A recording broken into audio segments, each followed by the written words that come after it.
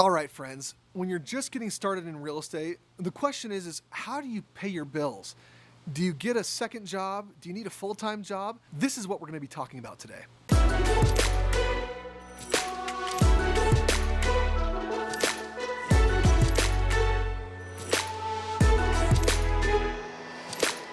Hello, Limitless TV land. Stephen Michael Miller here. And really today I wanted to answer a question that I got from one of you. Actually, this question comes from John.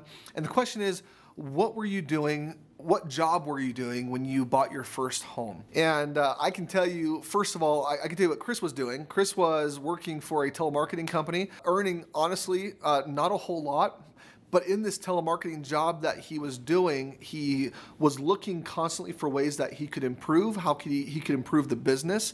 And he started to move up just a little bit in that company, ended up getting a much better job. I'm trying to remember exactly where he was in that company when he bought his first home, but I don't think he was making much.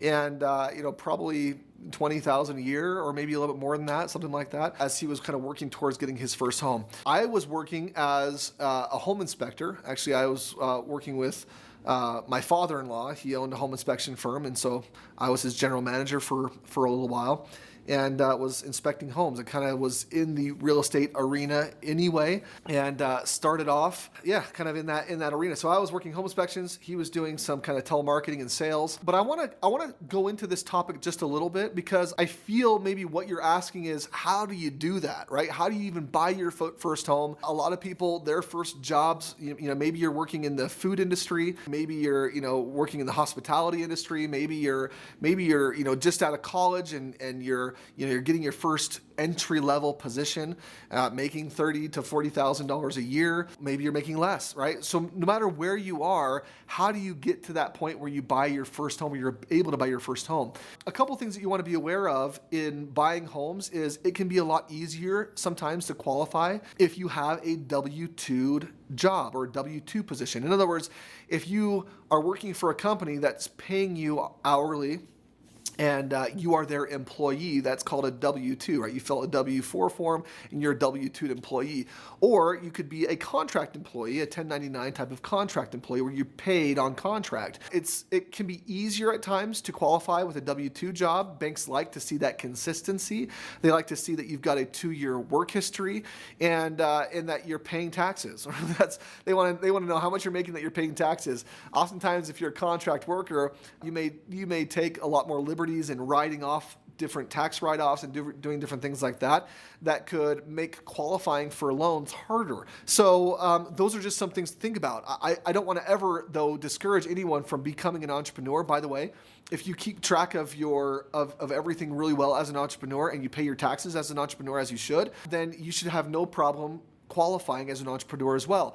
But either way, you're looking for 2 years of history. So you want 2 years of history at your W-2 job, or 2 years of history as a contract worker or as a business owner, right? Owning your own business. So you want to have those things in place. So there is time associated with being able to buy your own real estate. Now, that being said, there's things that you can do right now that can help you get into the real estate game before that's in place. You can find partners. If you're willing to put the work in and you've got someone that has the money and the credit, you can absolutely work that out. We actually help people and teach people exactly how to partner, and it is a very viable way of getting started in real estate now as opposed to later. The other thing I want to talk about here is budgeting. Now, I know this is where everyone tunes out. Everyone just picked up their phone and started looking on their social media, right? Because I'm talking about budgeting here, but I'm telling you right now, budgeting is one of the most important things that you can do as you're preparing to purchase your first home. No matter what your job might be and what expenses you feel you might need or you might have, if you can cut those expenses as much as you possibly can and focus on earning as much as you possibly can, of course, you're going to start finding and creating a spread in your budget. That spread, if you put it away responsibly every single 2 weeks or every single week or every month as you get paid, then you'll start to create the down payment that you need, the history that you need to be able to purchase your first property. So if you're not going the partnering route and you want to do it on your own, either with a W-2 job or a 1099 type of income situation, those are all possibilities. Just make sure that you're budgeting appropriately. Make sure you're putting money away, that you're living below your means and saving everything that's excess so that when the time comes, you're prepared and ready to jump in the game. All right, I know I used a 4-letter word, budget, but use it, right? And besides just budgeting, comment below, subscribe, stick around. We'd love to see you on the next one.